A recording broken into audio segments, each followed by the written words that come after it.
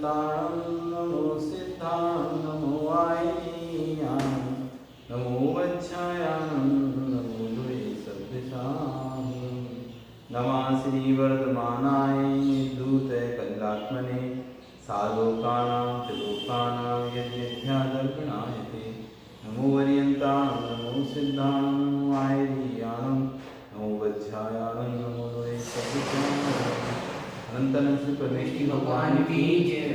आदिरम आदिनाथ भगवान की जय। वर्तमान सत्संग भाई भगवान की जय। आचार्य समर्थ स्वामी महाराज की जय। आचार्य विश्व सागर महाराज की जय। अहिंसा धर्म की जय। विश्व सागर महाराज की जय। आज हम यहाँ पर 7 क्रियाओं के बारे में जिन्हें सप्त परम स्थान भी कहा, अथवा ये कह रहे हैं कि इन क्रियाओं का फल जो हम 53 क्रियाएं बताएं ना, 53 क्रियाओं का पालन करने से क्या फल मिलता है, ये भी कह सकते हैं कि 7 परम स्थान की प्राप्ति होती है। जो 53 क्रियाओं का पालन करते हैं या 48 क्रियाओं का पालन करते हैं, पैदाइश से यानी वायुवर्त जैन है उसके लिए 53 क्रियाएं, जो वायुवर्त जैन नहीं है उसके लिए 48 क्रियाएं। इन 53 या 48 क्रियाओं जो पालन करता है तो इस 7 परम स्थान को प्राप्त होता है। इनको सप्त, इनका दूसरा नाम है, पहले इनका नाम है 91 क्रिया और दूसरा नाम है सप्त परम स्थान। ये बहुत आपको सुनने आता है, सप्त परम स्थान, सप्त परम स्थान, 7 परम स्थान, 7 उत्कृष्ट स्थान। क्या है ये 7 उत्कृष्ट स्थान जिसकी प्राप्ति इस जीव को होती है? तो आज हम यहाँ पर ये विषय को समझेंगे 7 परम स्थान क्या है। इसके आगे लिखा है, यदि संक्षेप से कथन किया जाए तो सारी क्रियाएं और उनका फल ये 7 कर्तव्य क्रियाओं को छोड़कर दूसरा कुछ नहीं। सारी क्रिया और उनका फल इस 7 की प्राप्ति के लिए है बस। 53 क्रियाओं का सार इस 7 परम स्थानों को प्राप्त करना, 48 क्रियाओं का सार इन 7 परम स्थानों को प्राप्त करना। जिन सप्त परम स्थानों को प्राप्त कर लेता है उसी की ही क्रिया सफल मानी जाती है। ये 7 क्रिया सब क्रियाओं को उत्कृष्ट मान गई। 53 क्रियाओं में से मेरी सप्त क्रियाएं उत्कृष्ट हैं, 48 क्रियाओं में 7 क्रियाएं उत्कृष्ट हैं, या इनका स्थान सब क्रियाओं में ऊंचा है, उत्कृष्ट है, अर्थात इनको 7 परम स्थान भी कहते हैं। परम यानी उत्कृष्ट, स्थान यानी स्थान। ये 7 स्थान अरहत भगवान के वचन अमृत के आस्वादन करने वाले को ही प्राप्त होते हैं। ये सर्वज्ञ दृष्टि जीव को ही मिलेंगे 7 परम स्थान, मिथ्या दृष्टि जीव को नहीं मिल सकते। संस्कार तो जन्म के दीक्षा के संस्कार है आदि मिथ्या दृष्टि प्राप्त कर सकता है, लेकिन 7 परम स्थानों को मिथ्या दृष्टि प्राप्त नहीं कर सकते। इसे तो वही प्राप्त कर सकता है जिसको अरहत भगवान के वचनों पर अकाट श्रद्धा। पहला सद्जातित्व, दूसरा सदगृहस्थ, तीसरा परिवार्ज, चौथा सुरेंद्रत्व, 5वां साम्राज्यत्व, 6वां परम आर्यंत पद, 7वां परम निर्वाण पद। ये 7 क्रियाएं हैं। तो सबसे पहले कहते हैं सद्जातित्व। पिता के वंश को कुल कहते हैं और माता के वंश को जाति कहते हैं। अपन पैदा किस होते, माता के पेट से उत्पन्न होते ना, तो माता का वंश कहलाता है जाति, पिता का वंश कहलाता है कुल। माता पिता के वंश की शुद्धि को सज्जात कहते हैं, और जिसके यहाँ पे माता और पिता दोनों की शुद्धि है, यानी पिता भी का भी कुल शुद्ध है, जिसके कुल में कोई गलत काम नहीं हुआ था, पिता के कुल में कोई विजाति भय आदि नहीं होता जिस कुल में, तो वो पिता का कुल कहलाता है, वो शुद्ध। और माता के कुल में यहाँ किसी का विजाति भय आदि नहीं हुआ था, वो जैन संतान ही, मतलब जैन जाति संतान माँ भी, मतलब उनके माँ के माता पिता भी विजाति नहीं थे, तो जाति शुद्ध है। या दादा दादी नाना नानी भी विजाति नहीं थे, ये जाति शुद्धि। तो दोनों की जो शुद्धि मिलती है, पिता और माता की दोनों कुल की शुद्धि मिलती है, कुल और जाति, तो सज्जातित नाम का गुण उत्पन्न होता है। तो ये 3 पुण्यात्मा जीव है जिसको सज्जातित मिलता है, जिसके पिता का कुल भी शुद्ध हो और जिसके माता का कुल भी शुद्ध हो। नहीं तो किसी के पिता का कुल शुद्ध आता है तो मामा का कुल अशुद्ध रहता है, किसी के मामा कुल अशुद्ध रहता है तो पिता का कुल अशुद्ध रहता है। मतलब दोनों कुल शुद्ध होना 7 पीढ़ियों तक, ऐसे नहीं बस हमारे माता पिता ने प्रश्न किया गलत था, माता पिता के माता पिता, उनके भी माता पिता, उनके भी माता, 7 पीढ़ियों तक जिसके घर में ना कोई विधवा विवाह हुआ हो, ना विजाति विवाह हुआ हो, ना कोई विवाह हो, ऐसा जो भी उससे जिससे कि उसका कलंकित होता है, 7 पीढ़ियों, एक पीढ़ी का तो सबको याद रहता है, लेकिन 7 पीढ़ियों तक, जिसमें 7 पीढ़ियों तक दोनों ही माता के वंश में 7 पीढ़ियों तक पिता के वंश में, माता के वंश में 7 पीढ़ियां, पिता के वंश में 7 पीढ़ियों तक किसी प्रकार का कोई भी निंदनीय कार्य ना हुआ हो, कोई विजाति विवाह ना हुआ, विधवा विवाह नहीं हुआ, उससे जो संतान उत्पन्न हो रही है वो होती है सज्जातित्व। ये बहुत दुर्लभ है, क्योंकि एक वंश का तो मन बता सकते हैं, उसके पहले का क्या बताएंगे, माता पिता के दादा दादी ने क्या क्या किया था, उनका कौन सा शादी हुआ था।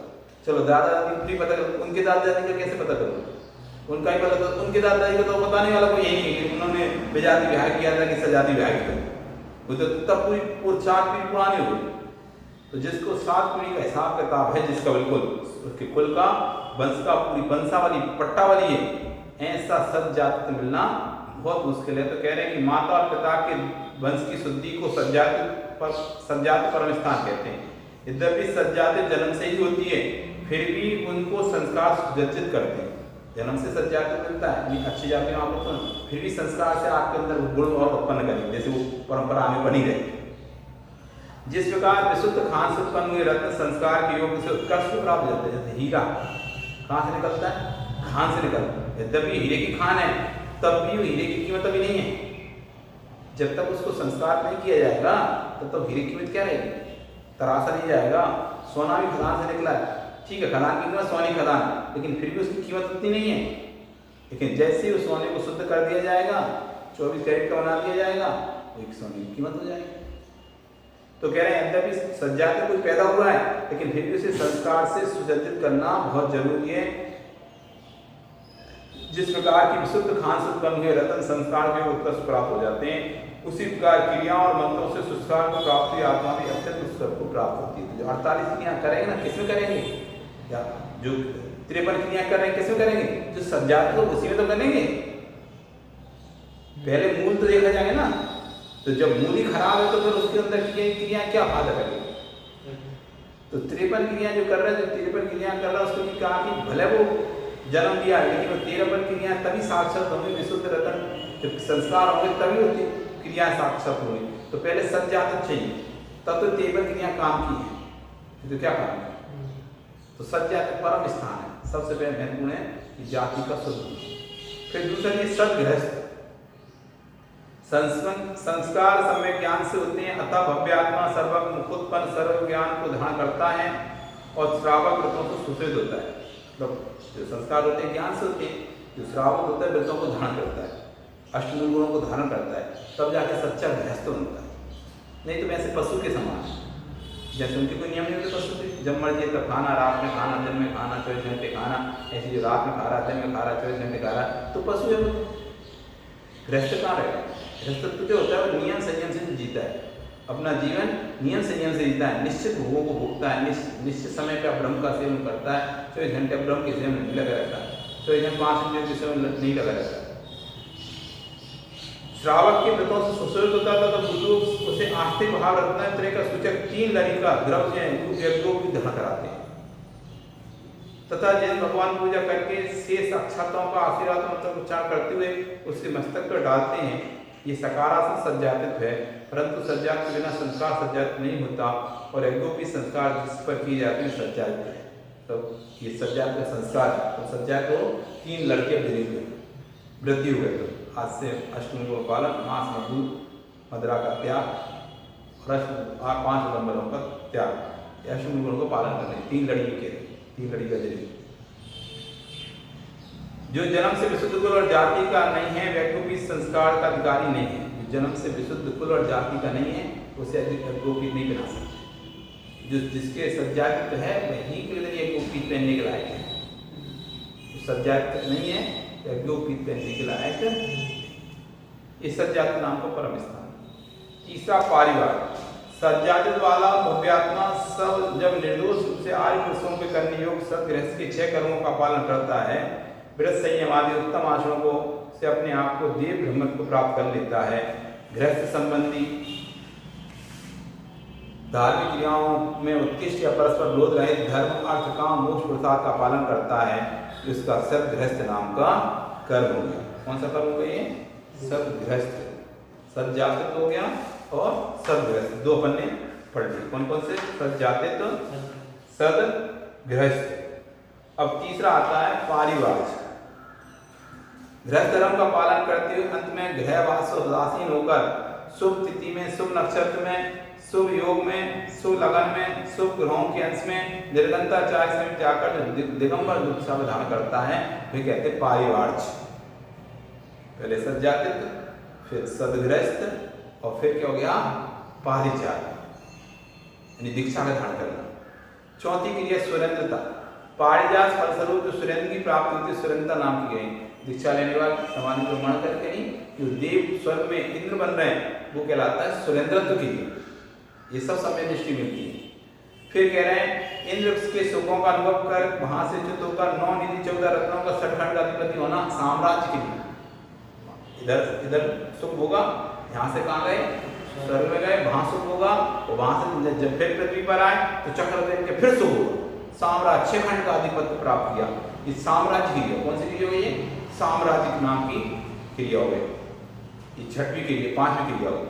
फिर छठवीं कह रहे हैं चक्रवर्ती के सुखों कर कुछ कारण संसार विरक्त होकर सठखंड का राज का परित्याग कर देने की दीक्षा उधार कर शुक्ल ध्यान रूपी अग्नि के द्वारा भारतीय धर्म को नाश कर केवल ज्ञान को प्राप्त करते हैं और पूर्व भाव प्रति के कारण गर्भ जन तप ज्ञान निर्माण को प्राप्त कर देव निर्मित समुचरण बैठकर धर्मों दे देते हैं और सर्व 3 जगत के पूज्य होते हैं। 3 लोग पूजनीय होने से अरिहंत नाम की क्रिया। मुनि चक्रवर्ती पद को खूब होगा और अंत में उस पद से उदासीन हो गए और उदासीन होकर क्या किया? उस पद को भी छोड़ दिया, चक्रवर्ती के साम्राज्य को छोड़ दिया और दीक्षा लेकर निर्माण को अरिहंत पद को प्राप्त किया। पूर्व हम इसने कितनी तीर्थंकर विधि बंद किया था, उस वक्त से इसमें उसको गर्भ जन तप निर्माण 5 कल्याण हुए तो अरिहंत पद बन गया। नहीं संवत्सरण धर्मोदेव से गर्भ जन तप ज्ञान कल्याण को होते हुए और अरिहंत पद की प्राप्ति हो जाना, ये 6वां परम स्थान। और 7वां संसारी बंधन से मुक्त होकर मोक्ष अवस्था प्राप्त होना, निर्वाण पद को प्राप्त होना और होना, निर्वाण को प्राप्त होते हुए परिनिवृत्ति क्रिया अर्थात परम निर्माण की क्रिया है। ये 7 बस इसके बाद कोई ये नहीं बचती। जन्म से लेके जन्म में सज्जा तक हुए, अच्छी जाति उत्पन्न होना, अच्छा गृहस्थ बनना, गृहस्थ बन के दीक्षा ले लेना, दीक्षा बन के स्वर्ग में जाके सौदर इंद्र आदि पद को प्राप्त करना, वहां से च्युत होकर नीचे चक्रवर्ती का साम्राज्य प्राप्त करना, 6 खंड का व्रत होता है साम्राज्य के लिए हो गई। फिर 6वीं, फिर साम्राज्य होते होते वैराग आकर दीक्षा ले लेना और केवल ज्ञान को प्राप्त करना, ये अरिहंत नाम की 6वीं क्रिया हुई। और केवल ज्ञान को प्राप्त करके मोक्ष चले जाना, ये 7वीं क्रिया। इस सप्त परम स्थान क्या है? ये सप्त परम स्थान को व्यक्ति को प्राप्त करना चाहिए। इस तरह से यहाँ पर 7 परम स्थानों की यहाँ पर चर्चा की। आचार्य समंत स्वामी ने इन्हीं सप्त परम स्थानों की चर्चा की है। जो सम्यक दृष्टि होता है वो 7 परम स्थानों को प्राप्त होता है।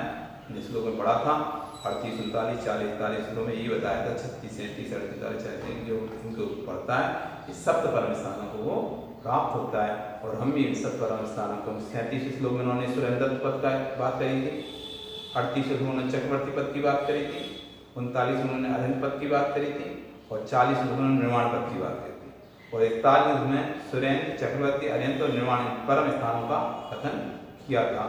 41 में मतलब फिर से उन्होंने इसी बात को दोहरा के बताया था कि इस परम स्थानों के बारे में उन्होंने बताया था। आचार्य उन्होंने इस तरह से अपन ने यहाँ पर रत्नकांड श्रापाचार्य के प्रथम अध्याय प्रथम एक भाग था सम्यक दर्शन, उसके 41 श्लोक थे। उन 41 श्लोकों को पढ़कर और उसमें जो जो मूल बातें थी उनको समझा। अब आगे से रत्नकांड श्रापाचार्य का 2य अध्याय चालू होगा सम्यक ज्ञान अधिकार। अब उसको हम आगे से समझेंगे। नमो हरियंताण, नमो सिद्धाय, नमो आर्याण, नमो जय, नमो